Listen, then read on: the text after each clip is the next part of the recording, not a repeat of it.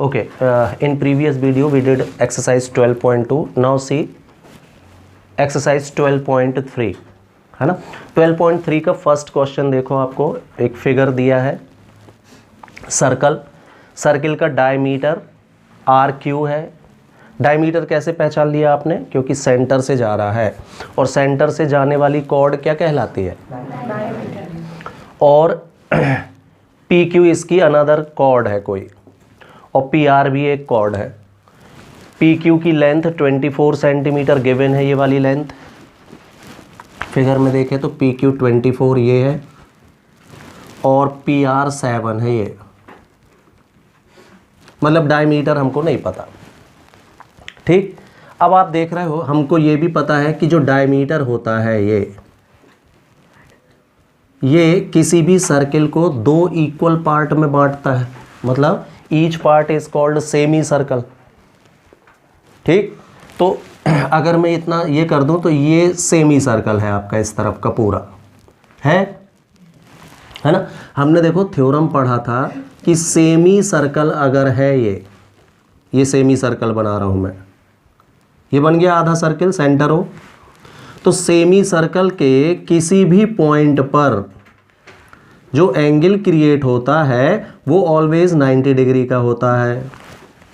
Angle on semi circle is right angle, मतलब 90 degree का। तो यहां देखो ये वाला पॉइंट P जो है ये सेमी सर्कल पर ही तो है, ये इधर का सेमी सर्कल हो गया। Point P is on semi circle, है ना। तो ये वाला एंगल 90 डिग्री का होगा और यही इस क्वेश्चन की मेन थीम है भाई।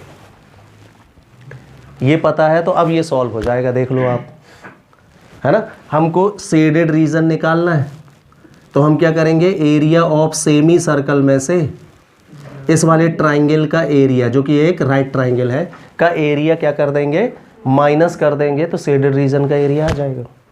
तो इस क्वेश्चन का मेन ये है कि आपको ये पता है कि नहीं कि ये वाला एंगल 90 का होता है। क्वेश्चन नहीं देगा, ये आपको पता होना चाहिए। देख लो क्वेश्चन में कहीं नहीं लिखा कि एंगल P जो है वो 90 डिग्री का है। ठीक है, तो यही चीज़ हम यहाँ सॉल्व में लिखेंगे भाई। क्या? R Q is diameter, angle Q P R, then करके इज इक्वल टू कितना, 90 degree. Reason angle on semi circle, angle on semi circle कितना होता है, 90 डिग्री का होता है। ये एक ऑब्जेक्टिव भी है भाई बोर्ड एग्जाम का, कई बार आ गया है ना, नॉर्मली पूछता रहता है angle on semi circle is fill in the blanks या फिर ऑब्जेक्टिव। तो क्या भरोगे, 90 डिग्री और राइट एंगल, है ना। ये तो एंगल ये पता चल गया। तो इस वाले ट्राइंगल में हम अगर पाइथागोरस थ्योरम लगा दें तो हमको डायमीटर आर क्यू पता चल जाएगा। Then in triangle, in right triangle Q P R by Pythagoras theorem लगाइए भाई। तो 90 डिग्री ये है, ये तो हाइपोटेनियस क्यू आर कहलाएगा। क्यों? तो Q R square is equal to P Q square plus P R square, ये लगेगा। पी क्यू की वैल्यू है आपके पास 24 का स्क्वायर, और ये 24 स्क्वायर 576, और 7 स्क्वायर ऐड होके कितना 625, टेकिंग स्क्वायर रूट। तो क्यू आर की वैल्यू 25 सेंटीमीटर आ जाएगी भाई, स्क्वायर रूट से टेक करने से, राइट। अब क्यू आर है क्या, डायमीटर है, देख लीजिए, है ना। तो और करके हम इसको लिख सकते हैं, क्यू आर को क्या, diameter to R is 25 centimetre. Q R को मैंने डायमीटर 2r लिख दिया। क्यों? डायमीटर किसके बराबर होता है, डबल ऑफ रेडियस होता है। तो क्यू आर को 2r लिख सकता हूँ। तो r की वैल्यू कितनी आ जाएगी? 25/2 सेंटीमीटर। ये हमने रेडियस भी पता कर ली भाई सर्किल के। ठीक, अब आपके पास सारी क्वांटिटीज़ हैं, केवल हमको कैलकुलेट करना है। Now area of shaded reason, logic क्या बनेगा? Area of shaded reason, yes. Area of semi circle, ये पूरा, इसमें से एरिया ऑफ ट्राइंगल हमको क्या करना है? माइनस करना है, तो शेडेड रीजन निकल आएगा। यही बना था लॉजिक। तो area of semi circle minus area triangle Q P are.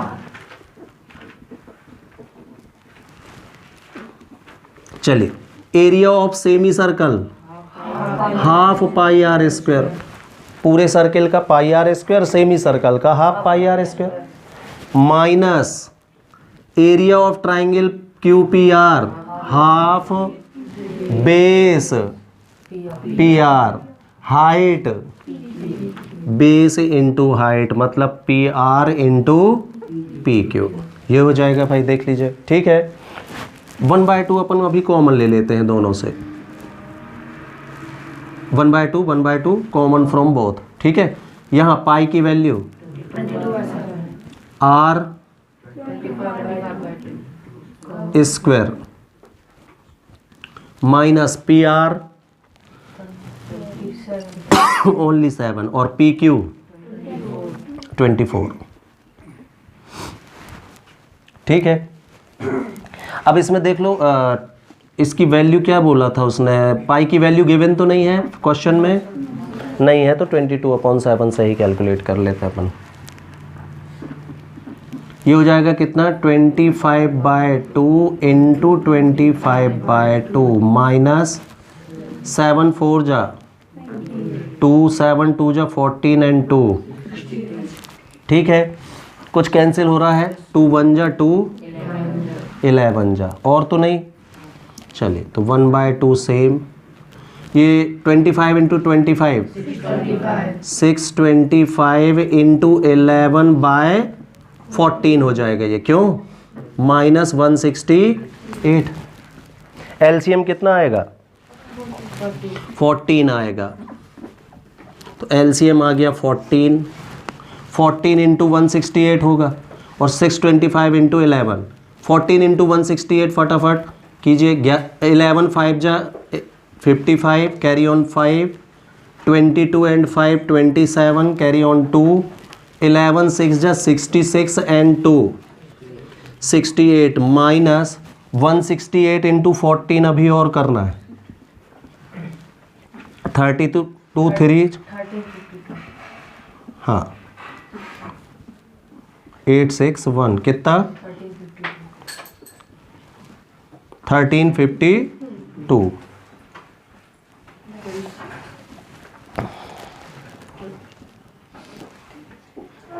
Thirteen की 23 2352 आएगा। ये 2 6 एंड 8 15, 8 एंड 7 15, 1 13 1 2 है ना। 2352 ये आ गया भाई। क्लियर? अब इसमें से इसको सबट्रैक्ट करके 14 और 2 का डिवाइड और करना है। तो सबट्रैक्ट कीजिए। 5 माइनस 2 कितना? यहाँ लिख लेते हैं।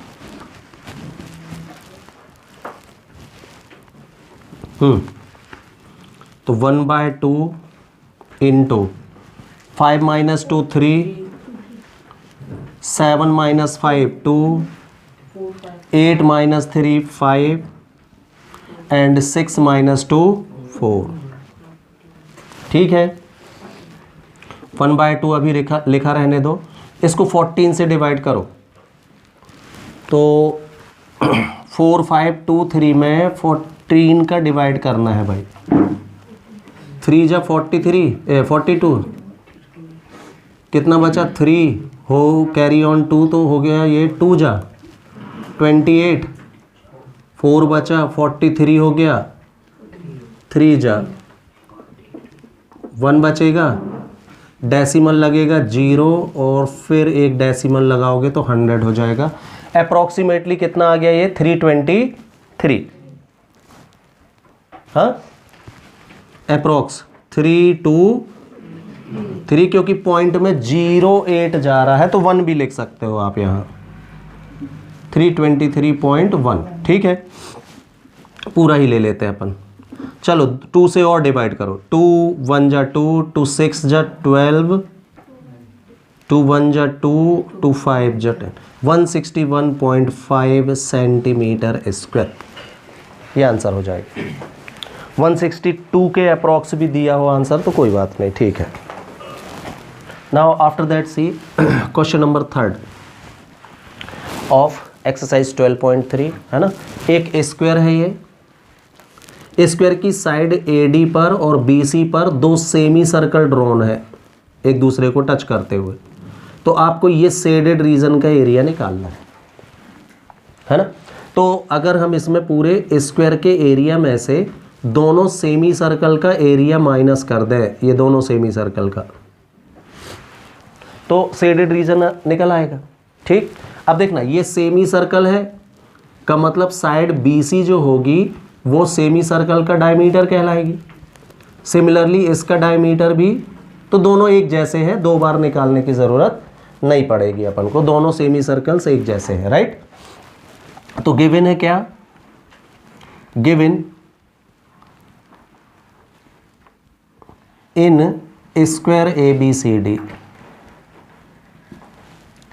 AB equal BC equal CD is equal to AD, all are of 14 centimetre. इसी को साइड A भी बोल देते हो आप, स्क्वायर की साइड A, क्योंकि सभी बराबर होती है, right. Then diameter of semi circle, ये भी कितना होगा? 14 सेंटीमीटर ही होगा, क्योंकि साइड के ऊपर ही सेमी सर्कल बना है, होगा। तो डायमीटर मतलब 2r इज 14, तो r की वैल्यू कितनी आ जाएगी? 7 सेंटीमीटर। ये हमने रेडियस पता कर लिया, राइट। तो शेडेड रीजन क्या निकलेगा?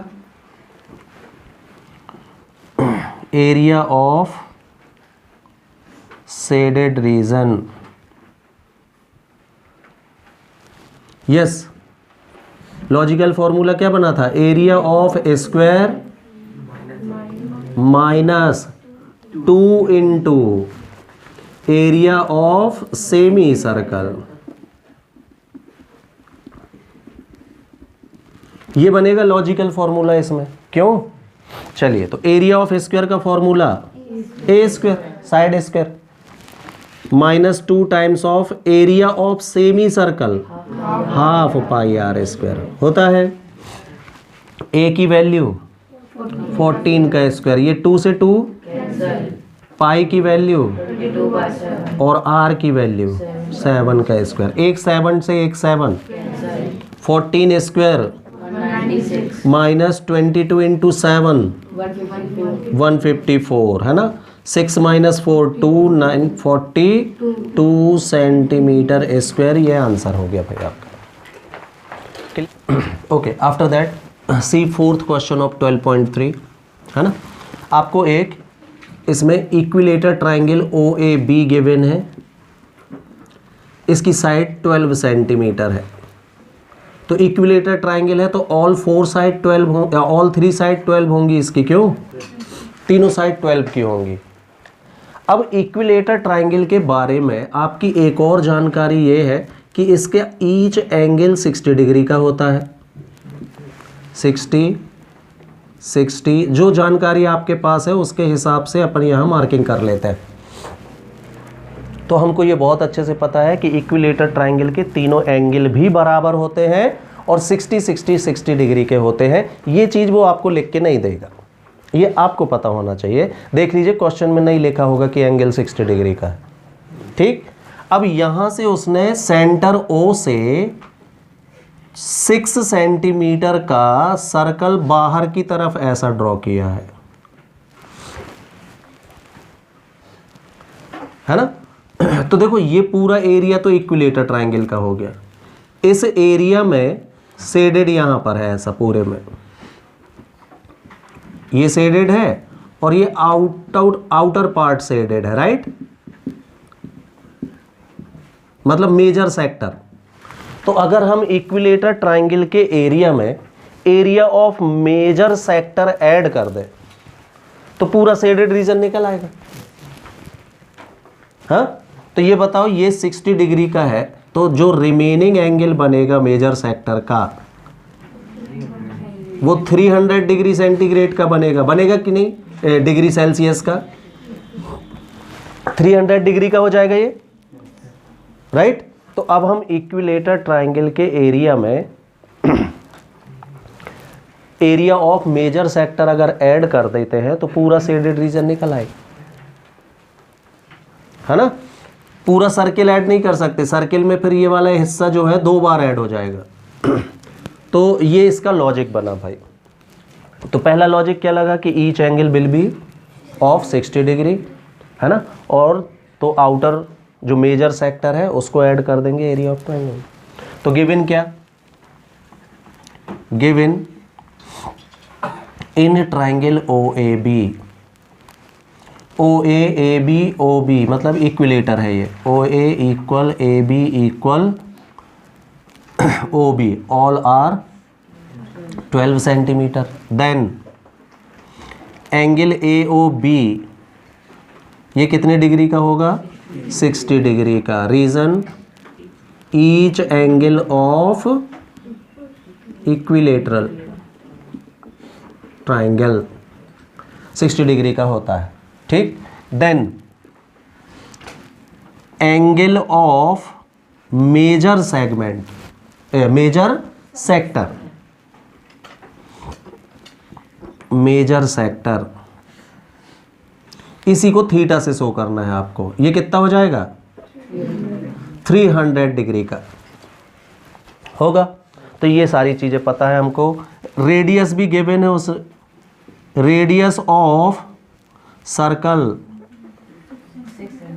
R इज इक्वल टू, ये भी दे दिया है उसने कितना, 6 सेंटीमीटर। मतलब अब किसी चीज की कमी नहीं है, सीधे काम करेंगे हम। Then area of shaded reason,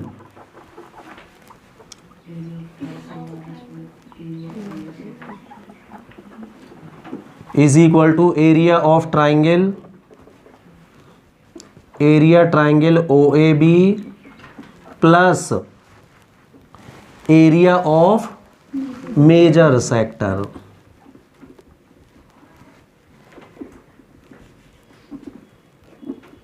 ये बनेगा लॉजिकल फॉर्मूला।